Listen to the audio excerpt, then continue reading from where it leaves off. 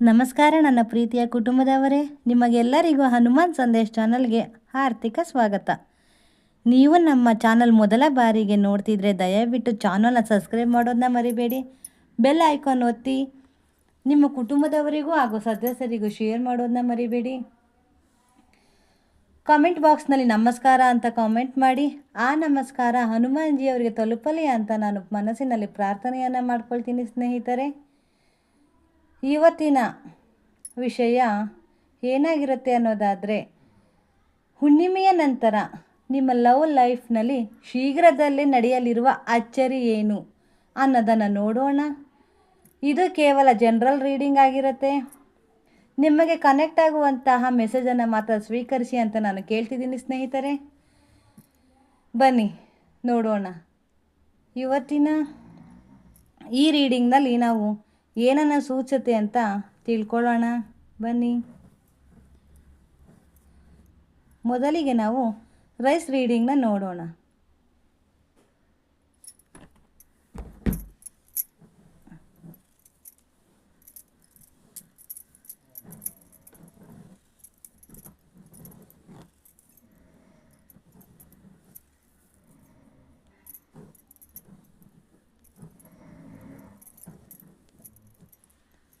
ನೋಡಿ, ಈ ರೀತಿ ಆಕಾರ ಮೂಡಿದೆ ಸ್ನೇಹಿತರೆ,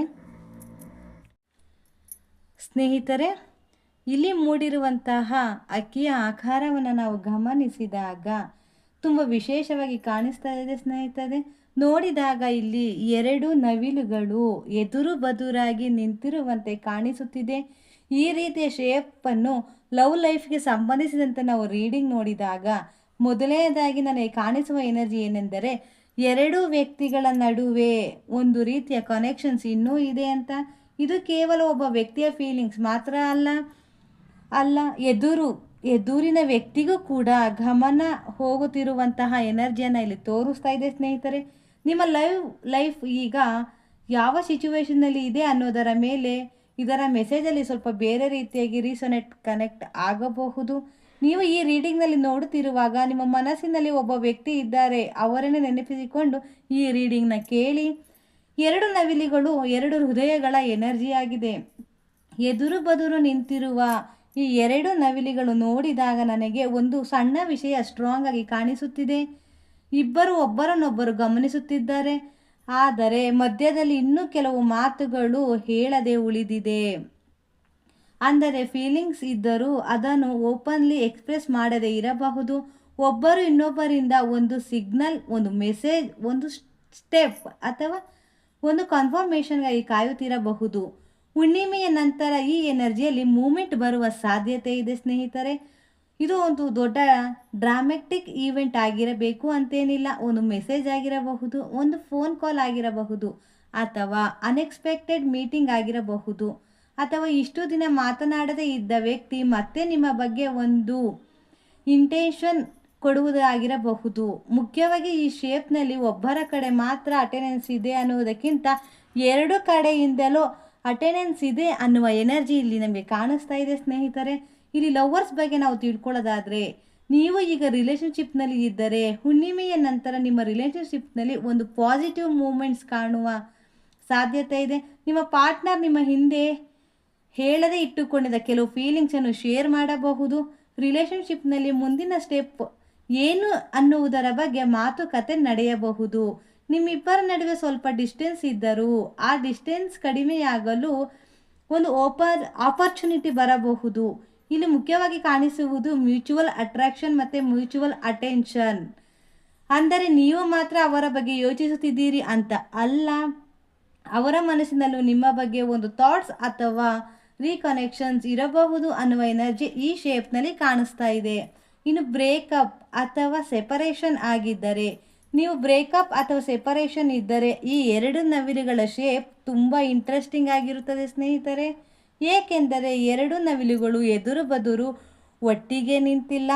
ಅದೇ ರೀತಿ ನಿಮ್ಮ ರಿಲೇಷನ್ಶಿಪ್ನಲ್ಲೂ ಕೂಡ ಇಬ್ಬರ ನಡುವೆ ಫೀಲಿಂಗ್ಸ್ ಅಥವಾ ಕನೆಕ್ಷನ್ಸ್ ಇದ್ದರೂ ಒಂದು ಡಿಸ್ಟೆನ್ಸ್ ಅಥವಾ ಅಬ್ಸ್ಟಕಲ್ ಇರಬಹುದು. ಹುಣ್ಣಿಮೆಯ ನಂತರ ಆ ವ್ಯಕ್ತಿಯಿಂದ ಒಂದು ಅನ್ಎಕ್ಸ್ಪೆಕ್ಟೆಡ್ ಮೂಮೆಂಟ್ ಬರಬಹುದು. ಅದು ನೇರವಾಗಿ ನಾನು ಮತ್ತು ರಿಲೇಷನ್ಶಿಪ್ಗೆ ಬರಬೇಕು ಅಂತ ಹೇಳುವ ಮೆಸೇಜ್ ಏನಿಲ್ಲ. ಮೊದಲು ಒಂದು ಸ್ಮಾಲ್ ಕಾಂಟ್ಯಾಕ್ಟ್ ಅಥವಾ ರಿಯಾಕ್ಷನ್, ಒಂದು ಇಂಡೈರೆಕ್ಟ್ ಸಿಗ್ನಲ್ ಅಥವಾ ನಿಮ್ಮ ಬಗ್ಗೆ ವಿಚಾರಿಸುವ ರೀತಿಯಲ್ಲಿ ಆರಂಭವಾಗಬಹುದು. ಹಳೆಯ ಫೀಲಿಂಗ್ಸ್ ಮತ್ತೆ ಸ್ಯಾಕ್ರಿಫೈಸ್ ಬರಬಹುದು. ಆದರೆ ಸ್ನೇಹಿತರೆ, ಇಲ್ಲಿ ಒಂದು ವಿಷಯ ನೆನಪಿಟ್ಟುಕೊಳ್ಳಿ, ರೀಡಿಂಗ್ನಲ್ಲಿ ಕನೆಕ್ಷನ್ಸ್ ಕಾಣಿಸುತ್ತಿದೆ, ಆದರೆ ರಿನ್ಯೂನಿಯನ್ ಖಚಿತ ಅಂತ ಅರ್ಥ ಅಲ್ಲ. ನಿಮ್ಮ ಸಿಚುವೇಶನಲ್ಲಿ ಅಥವಾ ಚೇಂಜ್ ಆಗಬೇಕಾದರೆ ಇಬ್ಬರ ಆ್ಯಕ್ಷನ್ ಮತ್ತು ಕಮ್ಯುನಿಕೇಷನ್ ಕೂಡ ಮುಖ್ಯ ಆಗಿರುತ್ತೆ. ಇನ್ನು ನೋ ಕಾಂಟ್ಯಾಕ್ಟ್ ಇದ್ದರೆ, ನೀವು ನೋ ಕಾಂಟ್ಯಾಕ್ಟ್ ಸಿಚುವೇಶನಲ್ಲಿ ಇದ್ದರೆ ಈ ಶೇಪ್ ನಿಮ್ಮ ರೀಡಿಂಗ್ನಲ್ಲಿ ಇನ್ನೂ ಹೆಚ್ಚು ಇಂಟ್ರೆಸ್ಟಿಂಗ್ ಆಗಿದೆ ಸ್ನೇಹಿತರೆ. ಯಾಕೆಂದರೆ ಎರಡೂ ವ್ಯಕ್ತಿಗಳು ಫಿಸಿಕಲಿ ದೂರ ಇದ್ದರೂ ಶೇಪ್ನಲ್ಲಿ ಒಬ್ಬರನ್ನೊಬ್ಬರು ಎದುರಿಸುತ್ತಿರುವಂತೆ ಕಾಣಿಸುತ್ತಿದೆ. ಇದು spiritual reading. Connections completely disconnected ಆಗಿಲ್ಲ ಅನ್ನುವ ಸಿಂಬಾಲಿಕ್ ಆಗಿ ತೆಗೆದುಕೊಳ್ಳಬಹುದು. ಹುಣ್ಣಿಮೆಯ ನಂತರ ಸೈಲೆನ್ಸ್ ಆಗಿ ಒಂದು ಚೇಂಜ್ ಬರಬಹುದು. ಬಹಳ ದಿನಗಳಿಂದ ಮೆಸೇಜ್ ಇಲ್ಲದಿದ್ದರೆ ಒಂದು ಕಮ್ಯುನಿಕೇಷನ್ ಓಪನಿಂಗ್ ಸಿಗಬಹುದು. ಅಥವಾ ಅವರು ನೇರವಾಗಿ ಕಾಂಟ್ಯಾಕ್ಟ್ ಮಾಡದಿದ್ದರೂ ಅವರ ಪ್ರೆಸೆನ್ಸ್ ಮತ್ತೆ ನಿಮ್ಮ ಗಮನಕ್ಕೆ ಬರುವಂತಹ ಒಂದು ಸಿಚುವೇಶನ್ ಎದುರಾಗಬಹುದು. ಆದರೆ ಇಲ್ಲಿ ಪೇಷನ್ಸ್ ಬಹಳ ಮುಖ್ಯ. ತಕ್ಷಣ ರಿಸಲ್ಟ್ ಬರಬೇಕು ಅಂತ ಎಕ್ಸ್ಪೆಕ್ಟ್ ಮಾಡದೆ ಸಿಚುವೇಶನ್ ಹೇಗೆ ಅನ್ಫೋಲ್ಡ್ ಆಗುತ್ತದೆ ಅನ್ನೋದನ್ನು ನೀವು ಗಮನಿಸಬೇಕು. ಇನ್ನು ಲೋ ಕಾಂಟ್ಯಾಕ್ಟಲ್ಲಿ ಇದ್ದರೆ, ನೀವು ಈಗಾಗಲೇ ಸ್ವಲ್ಪ ಕಾಂಟ್ಯಾಕ್ಟಲ್ಲಿ ಇದ್ದರೆ ಈ ರೀಡಿಂಗ್ ಕಮ್ಯುನಿಕೇಷನ್ ಹೆಚ್ಚಾಗುವ ಕಡೆಗೆ ಪಾಯಿಂಟ್ ಇದೆ. ಈಗ ಹಾಯ್, ಹೌ ಆರ್ ಯು ಅಂತ ಬೇಸಿಕ್ ಮಾತುಕತೆ ಮಾತ್ರ ಇದ್ದರೂ ನಿಧಾನವಾಗಿ ಪರ್ಸ್ನಲ್ ವಿಷಯಗಳು, ಫೀಲಿಂಗ್ಸ್ಗಳು ಅಥವಾ ರಿಲೇಷನ್ಶಿಪ್ ಬಗ್ಗೆ ಮಾತುಕತೆ ಶುರುವಾಗಬಹುದು. ಒಬ್ಬರು ಮತ್ತೊಬ್ಬರು ಹೆಚ್ಚು ಅಂಡರ್ಸ್ಟ್ಯಾಂಡಿಂಗ್ ಮಾಡಿಕೊಳ್ಳುವ ಆಪರ್ಚುನಿಟಿ ಬರಬಹುದು. ಇಲ್ಲಿಯವರೆಗೆ ಹೇಳದೆ ಇಟ್ಟುಕೊಂಡಿದ್ದ ಒಂದು ವಿಷಯ ಹೊರಗೆ ಬರಬಹುದು. ಹುಣ್ಣಿಮೆಯ ನಂತರ ನಿಮ್ಮ ರಿಲೇಷನ್ಶಿಪ್ನಲ್ಲಿ ಕ್ಲಿಯಾರಿಟಿ ಹೆಚ್ಚಾಗುವುದು ಈ ಶೇಪ್ನಲ್ಲಿ ಒಂದು ಸ್ಟ್ರಾಂಗ್ ಮೆಸೇಜ್ ಕೂಡ ಇಲ್ಲಿ ಕೊಡ್ತಾ ಇದೆ. ಇನ್ನು ಹಸ್ಬೆಂಡ್ ಆ್ಯಂಡ್ ವೈಫ್ ಬಗ್ಗೆ ಹೇಳೋದಾದರೆ, ಈ ಶೇಪ್ನಲ್ಲಿ ಎರಡು ನವಿಲುಗಳು ಒಬ್ಬರನ್ನೊಬ್ಬರು ಮತ್ತೆ ಗಮನಿಸುವ ಎನರ್ಜಿ ನಮಗೆ ಕಾಣಿಸ್ತಾ ಇದೆ ಸ್ನೇಹಿತರೆ. ಇತ್ತೀಚೆಗೆ ಬ್ಯುಸಿ ಲೈಫ್, ಮಿಸ್ಅಂಡರ್ಸ್ಟ್ಯಾಂಡಿಂಗ್ ಅಥವಾ ಎಮೋಷನಲ್ ಡಿಸ್ಟೆನ್ಸ್ ಇದ್ದರೆ ಇಬ್ಬರು ಮತ್ತೆ ಒಬ್ಬರ ಫೀಲಿಂಗ್ಸ್ ಮತ್ತು ನೀಡ್ಸ್ ಬಗ್ಗೆ ಗಮನ ಕೊಡಲು ಶುರು ಮಾಡಬಹುದು. ಒಂದು ಸೀರಿಯಸ್ ಕನ್ವೆನ್ಷನ್ಸ್ ನಡೆಯಬಹುದು. ಹಿಂದೆ ಹೇಳದೇ ಉಳಿದಿದ್ದ ವಿಷಯಗಳು ಓಪನ್ ಅಪ್ ಆಗಿ ಮಾತನಾಡಬಹುದು. ರಿಲೇಷನ್ಶಿಪ್ನಲ್ಲಿ ರೊಮ್ಯಾನ್ಸ್, ಅಟೆನ್ಷನ್ ಅಥವಾ ಎಮೋಷನಲ್ ಕ್ಲೋಸ್ನೆಸ್ ಮಾತ್ರ ಹೆಚ್ಚಾಗುವುದು ಒಂದು ಆಪರ್ಚುನಿಟಿ ಕೂಡ ನಿಮಗೆ ಬರಬಹುದು. ಹಾಗಾದರೆ ಹುಣ್ಣಿಮೆಯ ನಂತರ ಅಚ್ಚರಿ ಏನು? ಸ್ನೇಹಿತರೆ, ಈ ರೀಡಿಂಗ್ನಲ್ಲಿ ನನಗೆ ಕಾಣಿಸುತ್ತಿರುವ ಬಿಗ್ಗೆಸ್ಟ್ ಸರ್ಪ್ರೈಸ್ ಏನೆಂದರೆ, ನೀವು ಒಬ್ಬ ವ್ಯಕ್ತಿಯಿಂದ ಮೂವ್ಮೆಂಟ್ ಬರಲ್ಲ ಅಂತ ಅಂದುಕೊಳ್ಳುತ್ತಿರುವ ಸಮಯದಲ್ಲೇ ಅವರ ಕಡೆಯಿಂದ ಒಂದು ಸಿಗ್ನಲ್ ಅಥವಾ ಚೇಂಜ್ ಕಾಣಿಸಿಕೊಳ್ಳಬಹುದು. ಅದು ಒಂದು ಮೆಸೇಜ್ ಆಗಿರಬಹುದು, ಅಥವಾ ಒಂದು ಕಾಲ್, ಒಂದು ಮೀಟಿಂಗ್ ಆಗಿರಬಹುದು, ಅಥವಾ ಇಷ್ಟು ದಿನ ಸೈಲೆಂಟ್ ಆಗಿದ್ದ ವ್ಯಕ್ತಿಯ ಬಿಹೇವಿಯರ್ನಲ್ಲಿ ಚೇಂಜ್ ಆಗಿರಬಹುದು. ಆದರೆ ಈ ರೀಡಿಂಗ್ನ ಮತ್ತೊಂದು ಇಂಪಾರ್ಟೆಂಟ್ ಮೆಸೇಜ್ ಏನೆಂದರೆ, ಮೊದಲು ಅಟ್ರಾಕ್ಷನ್ ಮತ್ತು ಅಟೆನ್ಷನ್, ನಂತರ ಕಮ್ಯುನಿಕೇಷನ್ ಮತ್ತು ಕ್ಲಿಯಾರಿಟಿ. ಅಂದರೆ ಎಲ್ಲವೂ ಒಂದೇ ದಿನದಲ್ಲಿ ಆಗುತ್ತದೆ ಅಂತ ಅಲ್ಲ. ಹುಣ್ಣಿಮೆಯ ನಂತರ ನಿಧಾನವಾಗಿ ಒಂದು ಸಣ್ಣ ಸಿಚುವೇಶನ್ ಅನ್ಫೋಲ್ಡ್ ಆಗುವ ಎನರ್ಜಿ ಕಾಣಿಸುತ್ತಿದೆ. ಎರಡು ನವಿಲುಗಳ ಫೈನಲ್ ಮೆಸೇಜ್ ಏನೆಂದರೆ ಸ್ನೇಹಿತರೆ, ಈ ಎರಡು ನವಿಲುಗಳು ಎದುರು ಬದುರು ನಿಂತಿರುವುದು ನೋಡಿದಾಗ ನನಗೆ ಒಂದು ಬ್ಯೂಟಿಫುಲ್ ಮೆಸೇಜ್ ನೆನಪಾಗುತ್ತಿದೆ. ಎರಡು ಮನಸ್ಸುಗಳ ದೂರದಲ್ಲಿದ್ದರೂ ಒಬ್ಬರ ಕಡೆ ಒಬ್ಬರ ಗಮನ ಇನ್ನೂ ಇದೆ ಅನ್ನುವಂತಹ ಸೂಚನೆಯನ್ನು ಕೊಡ್ತಿದ್ದಾರೆ.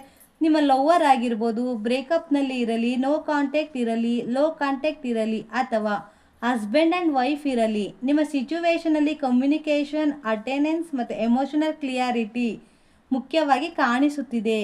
ಹುಣ್ಣಿಮೆಯ ನಂತರ ನಿಮ್ಮ ಲೈಫ್ನಲ್ಲಿ ಒಂದು ಅನ್ಎಕ್ಸ್ಪೆಕ್ಟೆಡ್ ಮೂಮೆಂಟ್ ಬರಬಹುದು. ಆದರೆ ಅದು ಯಾವ ರೂಪದಲ್ಲಿ ಬರುತ್ತದೆ ಅನ್ನುವುದು ನಿಮ್ಮ ಆ್ಯಕ್ಚುವಲ್ ಸಿಚುವೇಶನ್ ಮತ್ತು ಇಬ್ಬರ ಆ್ಯಕ್ಷನನ್ನು ನಿರ್ಧರಿಸುತ್ತದೆ. ಹಾಗಾಗಿ ಈ ರೀಡಿಂಗ್ ಕೇಳುತ್ತಿರುವಾಗ ನಿಮ್ಮ ಮನಸ್ಸಿಗೆ ಬಂದ ಮೊದಲ ವ್ಯಕ್ತಿಯನ್ನು ನೆನಪಿಸಿಕೊಳ್ಳಿ. ಈ ಮೆಸೇಜ್ ನಿಮ್ಮ ಸಿಚುವೇಶನ್ಗೆ ರೀಸೊನೇಟ್ ಆಗುತ್ತಿದ್ದರೆ ಅದನ್ನು ಪಾಸಿಟಿವ್ ಗೈಡ್ನೆಸ್ ಆಗಿ ತೆಗೆದುಕೊಳ್ಳಿ ಮತ್ತು ನೆನಪಿಟ್ಟುಕೊಳ್ಳಿ ಸ್ನೇಹಿತರೆ, ಇದು ಜನರಲ್ ರೀಡಿಂಗ್ ಆಗಿರುತ್ತೆ. ಇದನ್ನು ಖಚಿತ ಭವಿಷ್ಯ ಅಂತ ನೀವು ತಗೊಳಕ್ಕೆ ಹೋಗ್ಬಿಡಿ. ನಿಮಗೆ ರೀಕನೆಕ್ಟ್ ಆಗುವಂತಹ ಭಾಗವನ್ನು ಮಾತ್ರ ಸ್ವೀಕರಿಸಿ. ಹನುಮಾನ ಆಶೀರ್ವಾದ ನಿಮ್ಮ ಲವ್ ಲೈಫ್ನಲ್ಲಿ ಇರಲಿ, ಕ್ಲಿಯಾರಿಟಿ ಮತ್ತು ಒಳ್ಳೆಯ ದಾರಿ ಕಾಣಲಿ ಅಂತ ನಾನು ಹೇಳ್ತಿದ್ದೀನಿ. ಬನ್ನಿ ಈಗ ಹನುಮಾನ್ ಕಾರ್ಡ್ ರೀಡಿಂಗ್ನ ಮೂಲಕ ಹನುಮಾನ್ಜಿಯವರು ಇನ್ನೂ ಯಾವ ರೀತಿಯ ಸೂಚನೆಯನ್ನು ಕೊಡ್ತಿದ್ದಾರೆ ಅಂತ ನಾವು ತಿಳ್ಕೊಳ್ಳೋಣ. ಶ್ರೀರಾಮ ಹಾಗೂ ಹನುಮಾನರನ್ನು ಮನಸ್ಸಿನಲ್ಲಿ ಜ್ಞಾಪಿಸಿಕೊಳ್ಳುತ್ತಾ ನಿಮ್ಮ ಪ್ರೀತಿ ಪಾತ್ರನ ನೆನಪಿಸಿಕೊಳ್ಳಿ ಸ್ನೇಹಿತರೆ. ನಾನು ಇಲ್ಲಿ ಆಯ್ಕೆ ಮಾಡಿಕೊಂಡಿರುವಂತಹ 5 ಕಾರ್ಡ್ಗಳಲ್ಲಿ ನಿಮಗೆ ಆಯ್ಕೆಯಾಗುವಂತಹ ಒಂದು ಕಾರ್ಡನ್ನು ನೀವು ಆಯ್ಕೆ ಮಾಡಿಕೊಳ್ಳಿ. ಈ ಹುಣ್ಣಿಮೆಯ ನಂತರ ನಿಮ್ಮ ಲೈಫ್ನಲ್ಲಿ ಶೀಘ್ರದಲ್ಲೇ ನಡೆಯಲಿರುವ ಅಚ್ಚರಿ ಏನು ಅನ್ನೋದರ ಬಗ್ಗೆ ನಾವು ತಿಳಿದುಕೊಳ್ಳೋಣ. ಬನ್ನಿ, ನಿಮಗೆ ಇಷ್ಟವಾಗುವಂತಹ ಒಂದು ಕಾರ್ಡನ್ನು ಆಯ್ಕೆ ಮಾಡ್ಕೊಳ್ಳಿ. ಹನುಮಾನರು ಏನು ಸೂಚನೆಯನ್ನು ಕೊಡ್ತಾರೆ ಅಂತ ಈಗ ತಿಳ್ಕೊಳ್ಳೋಣ. ಮೊದಲನೇ ಕಾರ್ಡ್ ನೋಡೋಣ. The great leaf. ಈ ಕಾರ್ಡ್ ಮೊದಲಿಗೆ ಬರೋದು ತುಂಬ ಸ್ಟ್ರಾಂಗ್ ಎನರ್ಜಿ ಕೊಡುತ್ತದೆ. ಹುಣ್ಣಿಮೆಯ ನಂತರ ನಿಮ್ಮ ಲೈಫ್ನಲ್ಲಿ ಒಂದು ಸಡನ್ ಮೂಮೆಂಟ್ ಆಗುವ ಸಾಧ್ಯತೆಯ ಸಿಂಬಾಲಿಕ್ ಮೆಸೇಜ್ ಇಲ್ಲಿ ಕಾಣಿಸುತ್ತಿದೆ. ಇಷ್ಟು ದಿನ ನಿಧಾನವಾಗಿ ಸಾಗುತ್ತಿದ್ದ ಸಿಚುವೇಶನ್ ಇದ್ದರೆ ಅದರಲ್ಲಿ ಒಂದು ಚೇಂಜ್ ಬರಬಹುದು. ಹಸ್ಬೆಂಡ್ ಆ್ಯಂಡ್ ವೈಫ್ ನಡುವೆ ಮಾತು ಕಡಿಮೆಯಾಗಿದ್ದರೆ ಮತ್ತೆ ಮಾತುಕತೆ ಶುರುವಾಗಬಹುದು. ಲವ್ವರ್ಸ್ ನಡುವೆ ಡಿಸ್ಟೆನ್ಸ್ ಇದ್ದರೆ ಒಬ್ಬರು ತಮ್ಮ ಈಗೋವನ್ನು ಬಿಟ್ಟು ಒಂದು ಹೆಜ್ಜೆನ ಮುಂದೆ ತರಬಹುದು. ಇನ್ನು ಬ್ರೇಕಪ್ ಅಥವಾ ಸೆಪರೇಷನ್ನಲ್ಲಿ ಇರುವವರಿಗೆ ಕೂಡ ಇದು ಇಲ್ಲೇ ಎಲ್ಲವೂ ಮುಗಿದು ಹೋಯಿತು ಅಂತ ಹೇಳುವ ಸಮಯವಲ್ಲ. ಸಿಚುವೇಶನ್ನಲ್ಲಿ ಮೂಮೆಂಟ್ಸ್ ಇನ್ನು ಸಾಧ್ಯವಿದೆ ಅನ್ನುವ ಮೆಸೇಜ್ ಕೊಡ್ತಿದೆ. ಇನ್ನು ನೋ ಕಾಂಟ್ಯಾಕ್ಟಲ್ಲಿ ಇರುವವರಿಗೆ ಅನ್ಎಕ್ಸ್ಪೆಕ್ಟೆಡ್ ಮೆಸೇಜ್, ಕಾಲ್ ಅಥವಾ ಯಾವುದಾದರೂ ಇಂಡೈರೆಕ್ಟ್ ಕಮ್ಯುನಿಕೇಷನ್ ಬರಬಹುದು ಎಂಬ ಪಾಸಿಬಿಲಿಟಿಯನ್ನು ಈ ಕಾರ್ಡ್ ಪ್ರೆಸೆಂಟ್ ಹೇಳಬಹುದು. ಆದರೆ ಗ್ರೇಟ್ ಲೀಫ್ ಅಂದರೆ ತಕ್ಷಣ ರಿಲೇಷನ್ಶಿಪ್ ಪರ್ಫೆಕ್ಟ್ ಆಗುವುದು ಅಂತಲ್ಲ. ಇದು ಮೊದಲು ಒಂದು ಹೆಜ್ಜೆ, ಅದು ಒಂದು ಮೆಸೇಜ್ ಆಗಿರಬಹುದು, ಒಂದು ಮಾತು, ಒಂದು ಮೀಟಿಂಗ್ ಅಥವಾ ಬಹಳ ದಿನಗಳಿಂದ ಮನಸ್ಸಿನಲ್ಲಿದ್ದ ಒಂದು ವಿಷಯದ ಫೈನಲ್ ಆಗಿ ಹೇಳುವ ಧೈರ್ಯ ಬರುವಂತಹದ್ದು. ಹುಣ್ಣಿಮೆಯ ನಂತರ ನಿಮ್ಮ ಲೈಫ್ನಲ್ಲಿ ಒಳ್ಳೆಯ ಮೂಮೆಂಟ್ ಆಗುವುದು ಇಲ್ಲಿ ಕಾಣಿಸ್ತಾ ಇದೆ ಸ್ನೇಹಿತರೆ. ಬನ್ನಿ ನೆಕ್ಸ್ಟ್ ಕಾರ್ಡ್ ನೋಡೋಣ.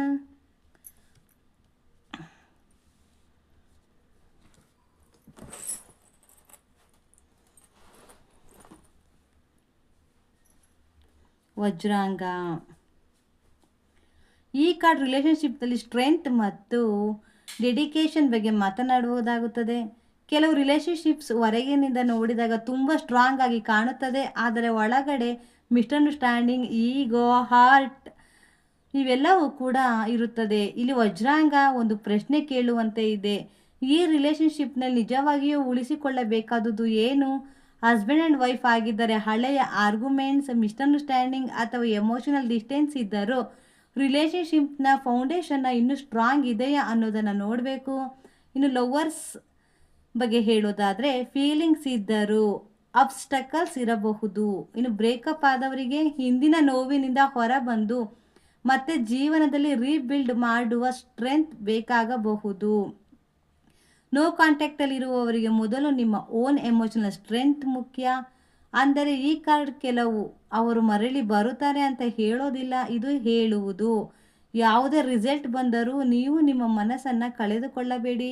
ಹುಣ್ಣಿಮೆಯ ನಂತರ ನಿಮ್ಮ ಲೈಫ್ನಲ್ಲಿ ಬರುವ ಅಚ್ಚರಿ ಎಂದರೆ ಕೇವಲ ಒಬ್ಬ ವ್ಯಕ್ತಿಯ ಆ್ಯಕ್ಷನ್ ಅಲ್ಲ, ನಿಮ್ಮೊಳಗೆ ಬರುವ ಒಂದು ದೊಡ್ಡ ಕ್ಲಿಯಾರಿಟಿ ಕೂಡ ಆಗಿರಬಹುದು. ಯಾರನ್ನು ಉಳಿಸಿಕೊಳ್ಳಬೇಕು, ಯಾರಿಗಾಗಿ ಕಾಯಬೇಕು, ಯಾವುದನ್ನು ಬಿಡಬೇಕು ಅನ್ನುವುದು ನಿಮಗೆ ಸ್ಪಷ್ಟವಾಗಬಹುದು. ಬನ್ನಿ ನೆಕ್ಸ್ಟ್ ಕಾರ್ಡ್ ನೋಡೋಣ. ಸೀತಾ ಬ್ಲೆಸ್ಸಿಂಗ್. ಈ ಕಾರ್ಡ್ ರೀಡಿಂಗ್ ತುಂಬ ಸಾಫ್ಟ್ ಆ್ಯಂಡ್ ಎಮೋಷನಲ್ ಎನರ್ಜಿ ತರುತ್ತದೆ.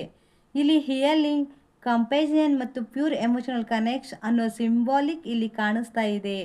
ರಿಲೇಷನ್ಶಿಪ್ನಲ್ಲಿ ಬಹಳ ದಿನಗಳಿಂದ ಹರ್ಟ್ ಆಗಿದ್ದರೆ ಈ ಕಾರ್ಡ್ ಆ ನೋವಿನ ಮೇಲೆ ನಿಧಾನವಾಗಿ ಹಿಯಲಿಂಗ್ ಬರಬಹುದು ಅನ್ನುವ ಮೆಸೇಜ್ ಕೊಡುತ್ತಿದೆ. ಹಸ್ಬೆಂಡ್ ಆ್ಯಂಡ್ ವೈಫ್ ನಡುವೆ ಮಿಸ್ಅಂಡರ್ಸ್ಟ್ಯಾಂಡಿಂಗ್ ಇದ್ದರೆ ಒಬ್ಬರು ಇನ್ನೊಬ್ಬರ ಪಾಯಿಂಟ್ ಆಫ್ ವ್ಯೂ ಅರ್ಥ ಮಾಡಿಕೊಳ್ಳುವ ಸಮಯ ಬರಬಹುದು. ಲವರ್ಸ್ ಬಗ್ಗೆ ನಾನು ಹೇಳಿದ್ದು ತಪ್ಪಾಗಿ ಅರ್ಥ ಆಯಿತಾ ಅನ್ನುವ ಕನ್ಫ್ಯೂಷನ್ ಕ್ಲಿಯರ್ ಆಗಬಹುದು. ಬ್ರೇಕಪ್ ಆದವರಿಗೆ ಹಿಂದಿನ ರಿಲೇಷನ್ಶಿಪ್ನ ನೋವಿನಿಂದ ನಿಧಾನವಾಗಿ ಹೊರಬರುವ ಎಮೋಷನಲ್ ಹಿಯಲಿಂಗ್ ಶುರುವಾಗಬಹುದು. ಇಲ್ಲಿ ಒಂದು ಮುಖ್ಯ ವಿಷಯ, ಹಿಯಲಿಂಗ್ ಅಂದರೆ ಯಾವಾಗಲೂ ಇಬ್ಬರು ಮತ್ತೆ ಒಂದಾಗುವುದು ಅಂತ ಅಲ್ಲ. ಕೆಲವೊಮ್ಮೆ ಕ್ಲೋಸರ್ ಸಿಗುವುದು ಹಿಯಲಿಂಗ್, ಕೆಲವೊಮ್ಮೆ ಒಂದು ಅಪಾಲಜಿ ಕೆಲವೊಮ್ಮೆ ಇನ್ನು ನಾನು ಆ ನೋವನ್ನು ಕ್ಯಾರಿ ಮಾಡಬೇಕಿಲ್ಲ ಅನ್ನುವ ರಿಯಲೈಸೇಷನ್. ಹಾಗಾಗಿ ಈ ಕಾರಣ ಮೆಸೇಜ್ ತುಂಬ ಸುಂದರವಾಗಿದೆ. ನಿಮ್ಮ ಲವ್ ಲೈಫ್ನಲ್ಲಿ ಮೊದಲು ಮನಸ್ಸಿಗೆ ಶಾಂತಿ ಬರಲಿ, ನಂತರ ಯಾವ ರಿಲೇಷನ್ಶಿಪ್ ನಿಮ್ಮ ಜೀವನಕ್ಕೆ ನಿಜವಾಗಿಯೂ ಸೂಕ್ತವೋ ಅದು ಸ್ಪಷ್ಟವಾಗುತ್ತದೆ ಅಂತ ಹೇಳ್ತಾ ಇದೆ. ನೆಕ್ಸ್ಟ್ ಕಾರ್ಡ್ ನೋಡೋಣ. ಗದ. ಈ ಕಾರ್ಡ್ ಬಂದಾಗ ನನಗೆ ಒಂದು ದೊಡ್ಡ ಅಬ್ಸ್ಟಕಲ್ ಎದುರಿಗೆ ನಿಂತಿರುವಂಥ ಎನರ್ಜಿ ಕಾಣುತ್ತದೆ. ಇಲ್ಲಿಯವರೆಗೆ ರಿಲೇಷನ್ಶಿಪ್ನಲ್ಲಿ ಒಂದು ವಿಷಯ ರಿಪೀಟೆಡ್ಲಿ ಪ್ರಾಬ್ಲಮ್ ಆಗಿರಬಹುದು. Ego, misunderstanding, family pressure, distance, trust issues, communication gap ಅಥವಾ ಹಳೆಯ ನೋವು. ಈ ಸಮಸ್ಯೆಗಳಿಗೆ ಸ್ಲೋ ಆಗದೇ ಇದ್ದರೆ ರಿಲೇಷನ್ಶಿಪ್ ಮತ್ತೆ ಅದೇ ಪ್ಲೇಸ್ಗೆ ಹೋಗಬಹುದು. ಗದ ಹೇಳೋದು ಹಸ್ಬೆಂಡ್ ವೈಫ್ ಇದು ಹಾನೆಸ್ಟ್ ಕನ್ವೆನ್ಷನ್ಸ್ ಆಗಿರಬಹುದು. ಲವರ್ಸ್ಗೆ ತಮ್ಮ ನಿಜವಾದ ಫೀಲಿಂಗ್ಸ್ ಬಗ್ಗೆ ಕ್ಲಿಯರ್ ಆಗಿ ಮಾತನಾಡುವುದು. ಬ್ರೇಕಪ್ ಆದವರಿಗೆ ಹಿಂದಿನ ಪ್ಯಾಟ್ರನ್ ರಿಪೀಟ್ ಆಗಬಾರದು ಅನ್ನುವ ಲೆಸನ್. ನೋ ಕಾಂಟ್ಯಾಕ್ಟಲ್ಲಿ ಇರುವವರಿಗೆ ಕಾಂಟ್ಯಾಕ್ಟ್ ಬಂದರೂ ಹಳೆಯ ಸಮಸ್ಯೆಗಳ ಅಡ್ರೆಸ್ ಮಾಡದೆ ಮತ್ತೆ ಸೇಮ್ ಸೈಕಲ್ಗೆ ಹೋಗಬಾರದು. ಆದ್ದರಿಂದ ಹುಣ್ಣಿಮೆಯ ನಂತರ ಅಚ್ಚರಿ ಎಂದರೆ ಕೇವಲ ಯಾರೋ ಮೆಸೇಜ್ ಮಾಡುತ್ತಾರೆ ಅಂತ ಅಲ್ಲ, ಅದಕ್ಕಿಂತ ದೊಡ್ಡ ಸರ್ಪ್ರೈಸ್. ಬಹಳ ದಿನಗಳಿಂದ ನಿಮ್ಮ ರಿಲೇಷನ್ಶಿಪ್ನಲ್ಲಿ ಅಡ್ಡಿಯಾಗಿದ್ದ ಒಂದು ವಿಷಯ ಫೈನಲ್ ಆಗಿ ಸರ್ಫೇಸ್ ಆಗಬಹುದು. ಅದು ಹೊರಗೆ ಬಂದಾಗಲೇ ಅದನ್ನು ಸಾಲ್ವ್ ಮಾಡುವ ಅವಕಾಶ ಸಿಗುತ್ತದೆ ಅಂತ ಹೇಳ್ತಾ ಇದೆ. ಬನ್ನಿ ನೆಕ್ಸ್ಟ್ ಕಾರ್ಡ್ ನೋಡೋಣ. ಚಿರಂಜೀವಿ. ಕೊನೆಯ ಕಾರ್ಡ್ ಆಗಿ ಚಿರಂಜೀವಿ ಬಂದಿರೋದು ಈ ರೀಡಿಂಗ್ಗೆ ಲಾಂಗ್ ಟರ್ಮ್ ಎನರ್ಜಿ ಕೊಡುತ್ತದೆ. ಇಲ್ಲಿ ಒಂದು ಕನೆಕ್ಷನ್ಸ್, ಲಾಸ್ಟಿಂಗ್ ಇಂಪ್ಯಾಕ್ಟ್ ಬಗ್ಗೆ ಸಿಂಬೋಲಿಸಮ್ ಕಾಣಿಸುತ್ತಿದೆ. ನಿಮ್ಮ ಜೀವನದಲ್ಲಿ ಕೆಲವು ರಿಲೇಷನ್ಶಿಪ್ ಟೆಂಪ್ರವರಿ ಆಗಿರಬಹುದು, ಆದರೆ ಕೆಲವು ಜನರು ನಿಮ್ಮ ಜೀವನದಲ್ಲಿ ದೂರವಾದರೂ ಅವರು ಕಲಿಸಿದ ಲೆಸನ್, ಮೆಮೊರೀಸ್ ಅಥವಾ ಎಮೋಷನಲ್ ಇಂಪ್ಯಾಕ್ಟ್ ಬಹಳ ಉಳಿಯುತ್ತದೆ. ಹಸ್ಬೆಂಡ್ ಆ್ಯಂಡ್ ವೈಫ್ ಬಗ್ಗೆ ಇದು ರಿಲೇಷನ್ಶಿಪ್ನಲ್ಲಿ ಲಾಂಗ್ ಟರ್ಮ್ ಕಮಿಟೆಡ್ ಅನ್ನು ಮತ್ತೆ ವ್ಯಾಲ್ಯೂ ಮಾಡುವುದು ಆಗಿರಬಹುದು. ಲವರ್ಸ್ಗೆ ಹೇಳೋದಾದರೆ ರಿಲೇಷನ್ಶಿಪ್ಪನ್ನು ಸೀರಿಯಸ್ ಆಗಿ ನೋಡುವ ಹಂತ ಬರಬಹುದು. ಬ್ರೇಕಪ್ ಆದವರಿಗೆ ಹಳೆಯ ರಿಲೇಷನ್ಶಿಪ್ ಮರಳಿ ಬರಬೇಕು ಎಂದೇ ಅಲ್ಲ, ಬದಲಾಗಿ ನಿಮ್ಮ ಜೀವನದಲ್ಲಿ ಹೊಸ ಸ್ಟೇಬಲ್ ಚಾಪ್ಟರ್ ಶುರುವಾಗಬಹುದು. ನೋ ಕಾಂಟ್ಯಾಕ್ಟಲ್ಲಿರುವವರಿಗೆ ಕನೆಕ್ಷನ್ ಸಂಪೂರ್ಣವಾಗಿ ಡಿಸಪಿಯರ್ ಆಗದೆ ಯಾವುದೋ ರೀತಿಯಲ್ಲಿ ಮತ್ತೆ ಒಂದು ಚಾಪ್ಟರ್ ಓಪನ್ ಆಗುವ ಪಾಸಿಬಿಲಿಟಿಯ ಸಿಂಬೋಲಿಕ್ ಇಲ್ಲಿ ಕಾಣಿಸ್ತಾ ಇದೆ. ಆದರೆ ಇಲ್ಲಿ ಕೂಡ ಗೈಡ್ನೆಸ್ ಹೇಳೋದಾದರೆ ಚಿರಂಜೀವಿ ನಾನು ಹೀಗೆ ಇಂಟರ್ಪ್ರೆಟರ್ ಮಾಡುತ್ತೇನೆ ಅಂತ ಅಲ್ಲ. ಈ ಲವ್ ಲೈಫ್ನಲ್ಲಿ ನಡೆಯುವ ಮುಂದಿನ ಘಟನೆ ಕ್ಷಣಿಕವಾಗಿರದೆ ನಿಮ್ಮ ಜೀವನದಲ್ಲಿ ಒಂದು ಲಾಸ್ಟಿಂಗ್ ಇಂಪ್ಯಾಕ್ಟ್ ಬಿಡಬಹುದು. ಅದು ರಿನ್ಯೂನಿಯನ್ ಆಗಿರಬಹುದು ಅಥವಾ ಕ್ಲೋಸರ್ ಆಗಿರಬಹುದು ಅಥವಾ ಹೊಸ ರಿಲೇಷನ್ಶಿಪ್ಗೆ ದಾರಿ ತೆರೆಯುವ ಒಂದು ಟರ್ನಿಂಗ್ ಪಾಯಿಂಟ್ ಆಗಿರಬಹುದು. ಸ್ನೇಹಿತರೆ, ಒಟ್ಟಿನಲ್ಲಿ ಈ 5 ಕಾರ್ಡ್ನ ನಾವು ನೋಡುವುದಾದರೆ ದ ಗ್ರೇಟ್ ಲೀಪ್ ಮೂವ್ಮೆಂಟ್ ಬರುತ್ತಿದೆ ಅಂತ ಹೇಳ್ತಿದೆ. ವಜ್ರಾಂಗ ನಿಮ್ಮ ಸ್ಟ್ರೆಂತ್ ಪರೀಕ್ಷೆಯಾಗುತ್ತದೆ. ಸೀತಾ ಬ್ಲೆಸ್ಸಿಂಗ್ ಎಮೋಷನಲ್ ಹೀಲಿಂಗ್ ಬರುತ್ತಿದೆ. ಗದ ಒಂದು ಹಳೆಯ ಅಬ್ಸ್ಟಕಲ್ ಎದುರು ಬರುತ್ತಿದೆ. ಚಿರಂಜೀವಿ ನಂತರ ಲಾಸ್ಟಿಂಗ್ ಚೇಂಜ್ ಅಥವಾ ಹೊಸ ಚಾಪ್ಟರ್ ರೂಪುಗೊಳ್ಳಬಹುದು. ಹಾಗಾಗಿ ಈ ರೀಡಿಂಗ್ನಲ್ಲಿ ದೊಡ್ಡ ಮೆಸೇಜ್ ಏನೆಂದರೆ ಹುಣ್ಣಿಮೆಯ ನಂತರ ನಿಮ್ಮ ಲವ್ ಲೈಫ್ನಲ್ಲಿ ಅಚ್ಚರಿ ಎಂದರೆ ಕೇವಲ ಒಬ್ಬ ವ್ಯಕ್ತಿ ಮರಳಿ ಬರುವುದು ಅಲ್ಲ, ಬಹಳ ದಿನಗಳಿಂದ ನಿಂತಿದ್ದ ಒಂದು ಸಿಚುವೇಶನಲ್ಲಿ ಮೂವ್ಮೆಂಟ್ ಅಥವಾ ಮನಸ್ಸಿನಲ್ಲಿ ಕ್ಲಿಯಾರಿಟಿ, ಹಳೆಯ ನೋವಿಗೆ ಹೀಲಿಂಗ್ ಮತ್ತು ರಿಲೇಷನ್ಶಿಪ್ನ ಫ್ಯೂಚರ್ ಬಗ್ಗೆ ಒಂದು ದೊಡ್ಡ ಟರ್ನಿಂಗ್ ಪಾಯಿಂಟ್ ಬರಬಹುದು ಅಂತ ಹೇಳ್ತಾ ಇದೆ. ಸ್ನೇಹಿತರೆ, ಈ ವಿಡಿಯೋ ಇಷ್ಟ ಆದರೆ ಲೈಕ್ ಮಾಡಿ, ಕಮೆಂಟ್ ಬಾಕ್ಸ್ನಲ್ಲಿ ನಮಸ್ಕಾರ ಅಂತ ಸಿಂಬಲ್ ಹಾಕಿ. ಆ ನಮಸ್ಕಾರ ಹನುಮಾನ್ಜಿ ಅವರಿಗೆ ತಲುಪಲಿ ಅಂತ ನಾನು ಪ್ರಾರ್ಥನೆಯನ್ನು ಮಾಡ್ಕೊಳ್ತೀನಿ. ನೆಕ್ಸ್ಟ್ ರೀಡಿಂಗ್ ಒಂದಿಗೆ ಭೇಟಿ ಆಗ್ತೀನಿ. ಧನ್ಯವಾದಗಳು.